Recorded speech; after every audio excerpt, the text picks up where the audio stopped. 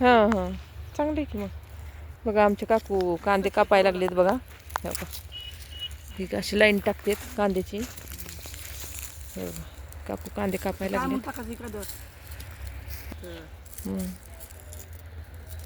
बघा हे का कांदे कापायला लागले. तुम्हाला दाखवते हे कशी कापायचे असतात कांदे. बुडकं कापायचं पुन्हा शेंडा कापायचा. चांगला भाव ये हो, चांगले कांदे हो. काय करावं, कांदा बकळा आला आहे पण त्याला भाव नाही. शेतकऱ्यांना कसं करा, 10,000 खुरपाया, 15,000 लावणीला, काढाया 15,000. काय मिळालं मला एक एकर मध्ये कांद्याला भाव नाही. हा तरी गोष्ट ताई 15,000 लावण, बघा 10,000 खुरपण, 15,000 लावायचे, 10,000 खुरपायचे, कापायचे 10,000, कापायचे 10,000, बाकीचे 12,500. 12,500. हा आणि नंतर भरायचे भरायचे, पोत्याचे. कुणकडे गेलं कांद्याला भाव काय काय मिळालं म्हणा, शेतकऱ्याला काय आहे म्हणा, पोत्याचे पाणी पोते परत विचार करा म्हणा. काही गाडीचं भाडं, गाडीचं भाडं, हा बघायला गेलं तर कसं लॉस मध्ये गेलं कसं करावं म्हणा. हा सांगा खरंच होतं सध्याच्या कंडिशन टाका तुम्ही. बरोबर आहे. हा कसं खायचं आणि कसं जगायचं म्हणा. एकरमध्ये कांदेत म्हणा, 1 एकरामध्ये एवढं खर्च आला म्हणा, किती कांदे होणार म्हणा. एका एकरात 1,00,000 रुपये तर लाखभर रुपये तर खर्चच येते.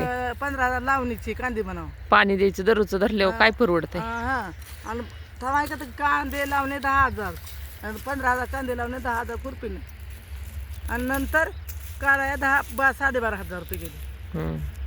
म्हणजे 15,000 कांद्यात कांदे सगळे गेले म्हणा. आणि नंतर 15,000 काढणे, हा आणि पाणी देणं तर तिकडेच गेलं म्हणा. पाणी दररोज देणं हा ते तर वेगळंच कसं राहिलं. कसं करायचं म्हणा. खत पुन्हा नेणं काय शेतकऱ्याला परवडलं म्हणा, सांगा म्हणा. 20 रुपये आणि 10 रुपये. हा कसं करावं मग शेतकऱ्यानं. कोणा साहेब येऊन बोल म्हणा मला, इथं सांगते म्हणा मी कसं करायचं शेतकऱ्यांना मला सांगा म्हणा. रोजगारला 250 रुपये हजरी, 300 रुपये हजरी. 250-300 रुपये हजरी. कसं करायचं, काय पडलं म्हणा सांगा म्हणा त्याला. यूट्यूबवर लावा कसं. हो सध्या कंडिशन शेतकऱ्याचं असं आहे म्हणावं की उन्हात अनात काम करावं. कसला साहेब असतो रेग मारतो त्याला 50 60 70 2 नंबर कमाई करतात. 1 नंबर कोण करते का. नाही बरोबर आहे.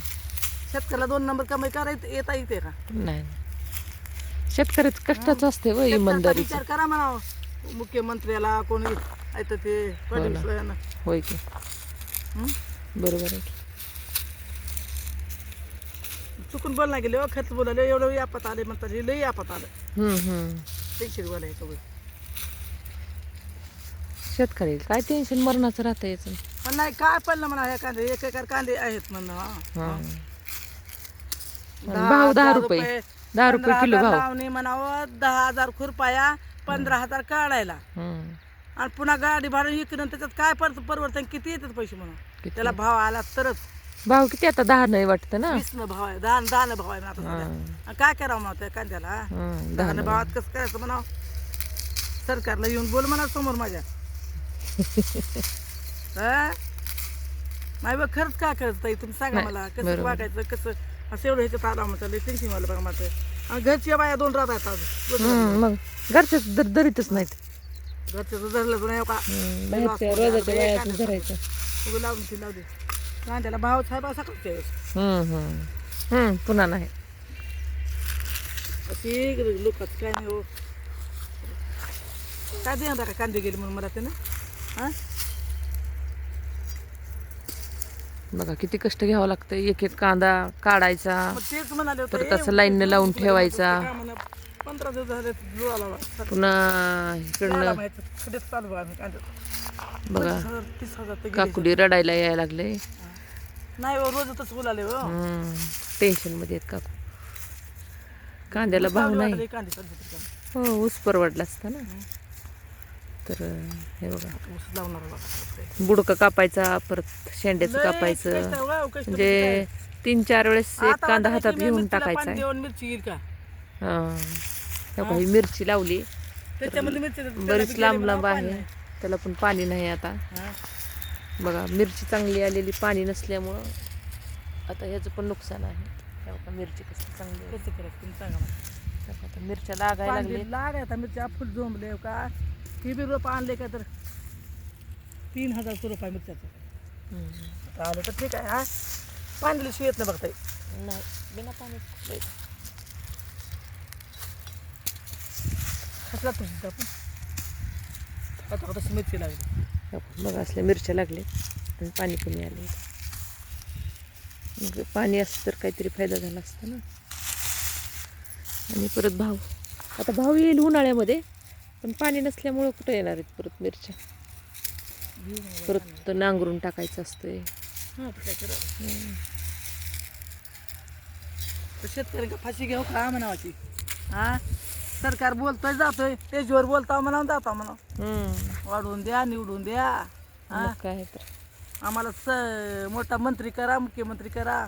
मुख्यमंत्री गोळे दाबतात, गोळे मोठे मोठे लट. हां तेव्हा ते मुख्यमंत्री होते तर उगं होऊ शकत नाही. तर हां शेतकऱ्याचा खाता इथं म्हणावा देता का म्हणावं काही मागणी की तर आज या उद्या या परवा या 4 बाया त्या बँकला पळावं लागतंय म्हणावं. शेतकऱ्याचं का हाल आहे म्हणावं. तुम्हाला वाटतं का मला शेतकऱ्याला बरोबर आहे. बघा ते लाडक्या बहिणीसाठी सुद्धा 4-4 वेळेस पळावं लागते. अहो कोण्या भ्यायला एक तर घरातलं आम्हाला कोपन सुद्धा भेटणार आहे तुम्हाला लई शेत आहे म्हणून. अहो लई शेत त्याला पाणी खात प्यायलं तरी होईल का. हो ते कुपनचं पण बंद करायला लागलेत मला आता. येतं का जमीनचं लई असलं तर. काहीतरी एसी आणि 4 व्हीलर गाडी असेल त्याला पण बंद करायला लागलीत म्हणा आता. बरोबर. अहो ती कुठून येतं कष्ट केल्याशिवाय होत्या का शेतकऱ्याला. हे काय हे नाही गोळे दाबतात तेव्हा मंत्री लोक.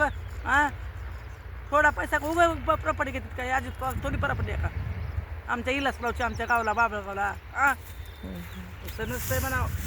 बाबळगावच्या म्हणावं बोलायचं. बाबळगाव किती आहे तुम्ही थोडंसं हो थोडंसं पण लई लक्षण आहे तुम्हाला सांगते. ह्या मुळात लईच खंड होते. हर एक शेतकऱ्याला म्हणा माझंच नाही म्हणा, माझं जाऊ द्या म्हणा, प्रत्येक शेतकऱ्याचं काम आहे म्हणा. पुण्यात शेतकऱ्याला हे म्हणा कष्ट केल्याशिवाय काय उन्हात अनात दिवसभर बाया काम करून येतात उन्हामध्ये. त्याचा कुणी वाले जर आहे का म्हणा. सावलीला रेग मारता म्हणा, शिक्षण करता म्हणा, शिक्षण शिकलेली PS कलेक्टर अजून गोळ्या मारतो कलेक्टर PS आपल्याला.